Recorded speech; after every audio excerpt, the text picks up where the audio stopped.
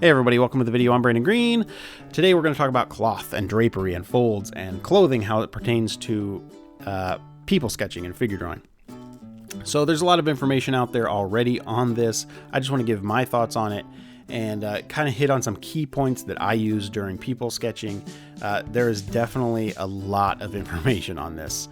So if you're interested, just go searching around the interwebs, and I'm sure you'll find a lot of more detailed information on this. So there's 7 basic types of folds that I guess everybody agrees on. There seems to be some differences in how people define these things. They do have some variations in names, but for the most part, everybody agrees on these.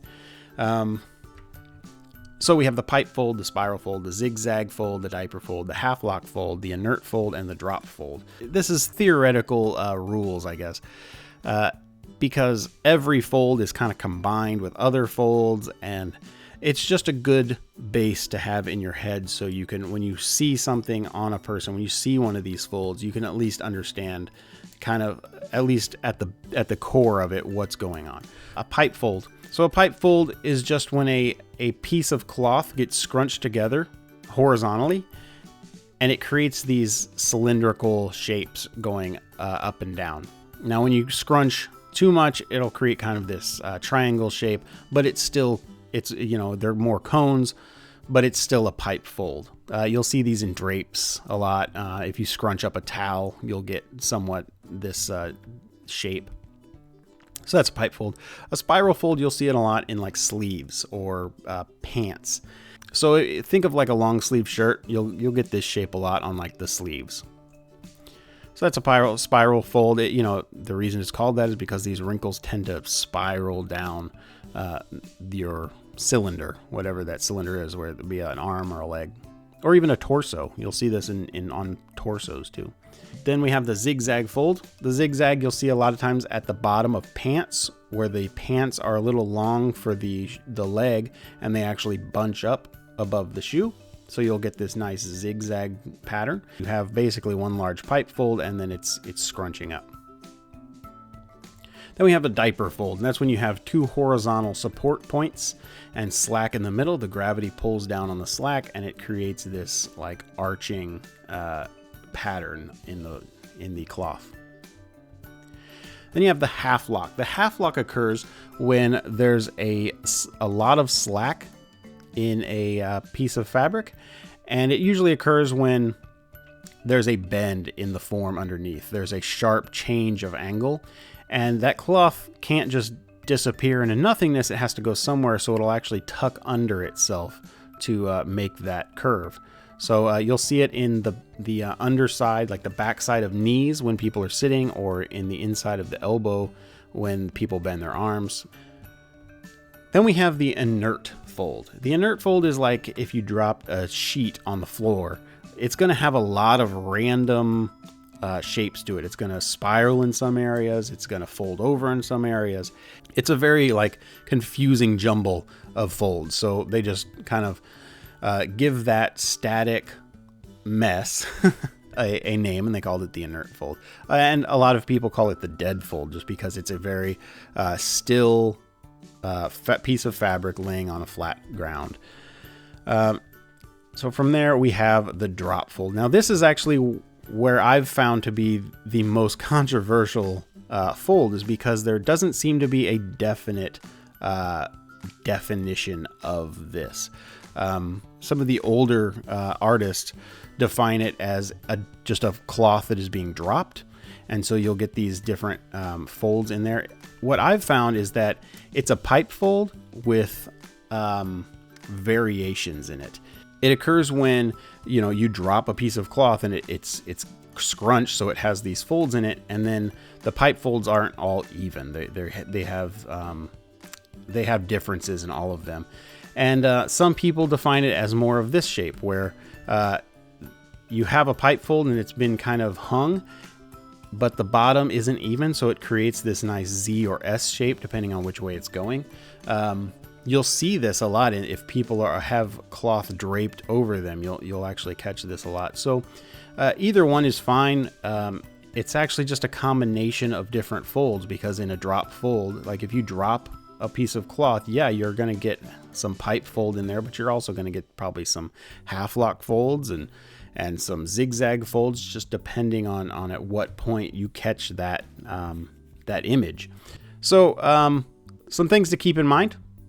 What causes folds? Tension. Tension comes from support points, meaning places where the fabric is actually being held up to keep gravity from pulling it down. So on a person, that's going to be like the shoulders and the waist. Think of pants. Pants are held up at the waist, and a shirt sits on your shoulders. So those are your support points. Pinching it. So the tension comes from, anywhere where a cloth gets pinched or scrunched up, you could also say. And then protrusion. So think of like a knee protruding towards the edge of the pants, creating this fold where it radiates out from the tension. And that's the thing. Folds will actually radiate out from these tension sources. Think of like a chest. So your shirt rests on your shoulders, but your chest actually protrudes out, and those folds will actually radiate out from your chest rather than the support point. So, some other things to keep in mind is gravity. Understand that clothes want to fall to the ground. Gravity is constantly pulling on it. So, that's going to be a factor when you draw folds. And then always keep in mind the underlying form. Understand there is a person in space in that shirt or in those pants. There has to be form, and the folds always support the form. So if we use those things and move forward, you just hide this stuff.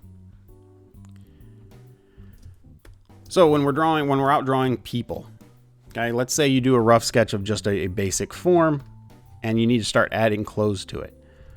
And I have the largest brush ever. There we go. Make it a little bigger so you can see it. Okay, so let's just say we're going to add a basic t-shirt to this guy. Now we know it's going to be, the t-shirt goes down to there. It's got a little seam there. Right here, it's going to sit right there on that support point, right? Also understand that this shoulder right here protrudes towards us in this case. So you can see actually over here, this is the same pose. This is just the front view. Right here, it's protruding. So we have a support and protrusion. And actually, the support sits up here more than it does over here. So just understand that things radiate, the folds are going to radiate out from that. Let's just put in the seams here, or the edges of the shirt, right? Okay, so right here we also have a bunch up, and this is a very common bunch up under the sleeves, because sleeves tend to be made, when they make shirts, they tend to make them, not perfectly straight out like that, but they tend to make them more so like this than like this. Horrible drawing of a shirt, I know, but the point is that just the anatomy of our bodies are going to scrunch our shirts right there. So you'll a lot of times see, you're almost always going to see a radiating set of folds coming from the armpit. And then anytime that gets pulled back there, creating tension, you're going to have radiation from that. And then just like here's the chest, and see how the chest is protruding. You're going to have it wanting to radiate from that. Now you don't want to go overboard with the wrinkles. This is why it's important to observe. And then gravity is going to pull that down. So there you have a shirt. And then with the pants, where the two legs meet, the crotch, right? That's a very sharp change in direction in your pants. And it's a set of tension. It's crunching it up, and it's constantly getting pulled as you walk, because one leg is going in the opposite direction as the other leg. So it's creating this pull. So you're always going to have this set of folds that radiate out from your crotch. Just the way it is. As funny as that sounds. And then your knee protrudes. So you'll have a radiating set of folds out from there. Your pant kind of wants to hang, but also a lot of pants, like I said, they don't like flow in the wind. So they'll kind of come down and they'll scrunch on the top of your shoe. So that's where we actually get a bunch up. And that's where you'll get this zigzag down here. I go down here. Now, this is protruding, so you might have, just depending on the tightness of the pants, you might have some radiating point. You probably will, just because your pants probably aren't going to be that loose. You still have, a lot of times it'll wrinkle right here because you still have those folds wrapping around. And right here, like this is kind of the backside of this tension, just like where you would have a half lock. If it bends, well, it's already going to be scrunched up a little bit. So even if it's stretched out, you'll probably have a little variation, like some faint zigzag patterns back there. And then it comes down, and like I said, your pants aren't like, probably not going to be free flowing unless you're back in like the 90s wearing some like wide leg jeans. You're going to have these zigzag patterns here. Most of you probably don't remember wide leg jeans, but I won't do the shoes. Okay, so there you have just some basic jeans and a t-shirt. Okay, so let's do a front view of this,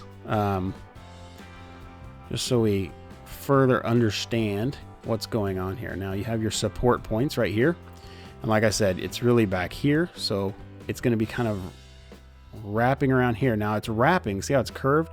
Because it's molding to that form.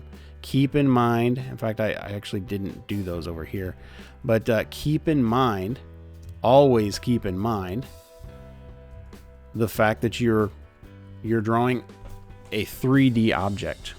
You want it to have some form to it. Okay, and then armpit, it's going to radiate out. Now the good thing about this is we have a side profile view. We can see that this arm is, that far back, and we understand that things are really radiating out. Now you can also see that this shoulder, this one right here, is raised up a little more. So that one's actually going to create more of a protrusion than this one. So if it's even more extreme, like you'll have this one do way more of that than this one. It's just because this is taking on a lot more of the weight of the shirt.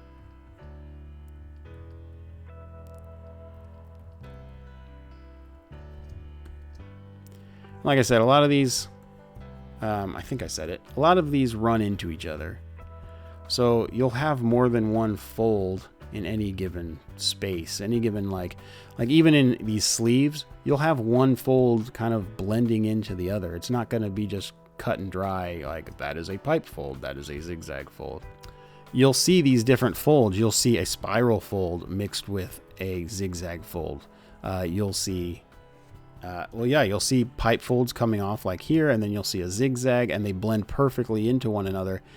And sometimes you'll even see the zigzag or the spiral fold underneath of another larger fold. It's just something you have to observe, and it's just going to help if you understand what's going on there. Clothes, if you mess up clothes when you're drawing figures, you can really mess up your whole drawing, because one bad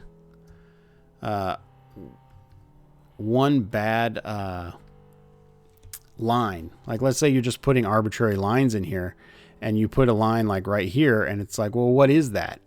Well, people want to know, people need to understand it. Their brains are already looking at a figure, and they're already filling in gaps. And even if they don't understand they're doing it, they're already knowing what these pants are supposed to do. And so if you do one that goes against what their brain thinks, they're going to notice it. It's going to stand out. It's going to flatten your drawing. It's going to just kind of kill your whole mood of the whole thing. So, this is very important to understand, and it's very important to study constantly and grasp, just like figure drawing. When you're drawing a face, when you're drawing a face, if you mess up a person's face in a way that makes it not look human or something. People are going to notice that. Okay, so tension from the support points, tension from the protrusion right there of his shoulder. This is actually, it's all resting right here, so you'll probably come down here and it'll start to want to blend right into that. Gravity just pulls us straight down. My dog's angry or hearing something 4 miles away that he's probably barking about. We're just going to go ahead and do this right here because I want to make sure I get that. Is this half lock? Come into the jeans. Now the butt right here is going to be a source of tension because it's protruding and it's actually probably bunching up a little right there. So you're going to have these, and then your knee is protrusion. So you're going to have probably a few lines that go straight from the knee to the butt. And then you're also, remember, your crotch is creating some lines. So they're going to come over here and they're probably going to wrap around just like that and meet up with this. So you don't want to go overboard again with the folds. You only want to do the folds that you have to do. And always work from big to small. Work from the large picture folds. This fold right here, this half lock, that's an important fold. Some of these are going to be very important folds. This big starburst right here out of the armpit, the big one that comes off the knee or the crotch, those are important. So you really need to make sure you add those, but work those first and then work in all these other little tiny ones. Because you definitely don't want to go overboard. So I'm coming off this shin, by the way, just because you have to understand that gravity is going to be affecting that. And it's going to be pulling it this way. So it's going to be pulling it off that leg. This is just so far behind that leg. We're just going to kind of push that back with some value there. Okay. So there's the sitting pose profile, and then this guy, you have your support point. Your support point goes right there. And it's also over here. And you have a protrusion.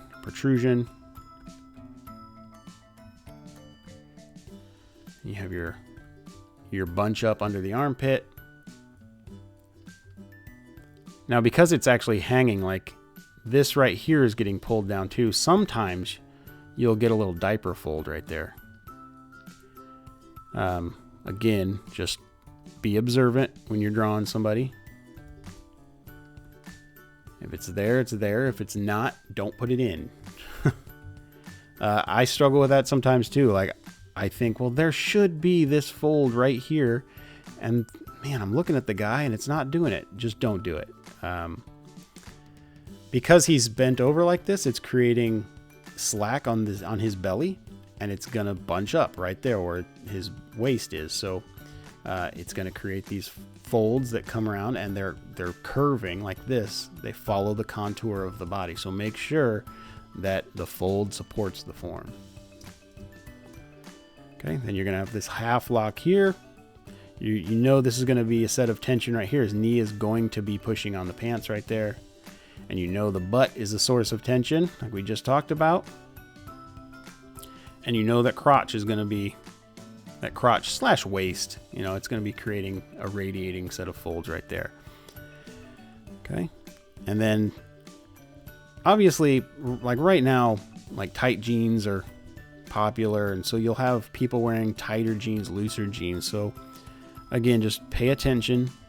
Don't draw baggy jeans if they're wearing tight jeans, and don't draw tight jeans if they're wearing baggy jeans. Like, just be observant. Draw what you see, not what you think or know, or think you know. All right, there you go. So those are 4 basic characters that got put on that got dressed with some basic clothes. Let me hide these guys. And now we have clothed figures. And this is a little wonky right here. I think I was just drawing that. Like I was just thinking about how this recedes. usually like when a leg goes back like that, I'll kind of just make it go back in value. But anyways, it's just something I noticed when I zoomed out there. Okay, so big radiating, big things to see when you're out sketching. This, this, and these. Anywhere where there's a protrusion or a bunch up are going to be huge radiating points. Things that are support points like the shoulder, they're going to affect things, but because these kind of create like a starburst effect, I think that they get actually more attention, and they cause more attention just because that's the nature of what they are. They're a starburst. They're creating like this target for you to look at. So those are like what I consider to be the main wrinkles that you need to pay attention to. Things that radiate out. Half locks are very important. Large zigzag folds, very important. So those are your key folds, just to pay attention to. But that's how I kind of think when I'm drawing clothes on a figure. Now, obviously, everybody's going to have their own interpretations of these. I've gone to more of a very simplified. Like if I'm drawing a zigzag, I'll just do a zigzag at times. But each character, each drawing is going to have its own method, and it's up to you how to interpret that. But in theory, this is what you need to be thinking about. So I hope you enjoyed it. I hope that really showed you a lot, and I hope you learned something. Hope that helps with any kind of people sketching or figure drawing that you guys are doing. Go out and draw something this week. Have a lot of fun, and please think about these folds, and yeah, have fun. Please subscribe to my channel if you haven't already. Go over and follow me on Instagram and Twitter. I post things there, not every day, but close to every day. Yeah, thanks for watching, and have a good week. Bye.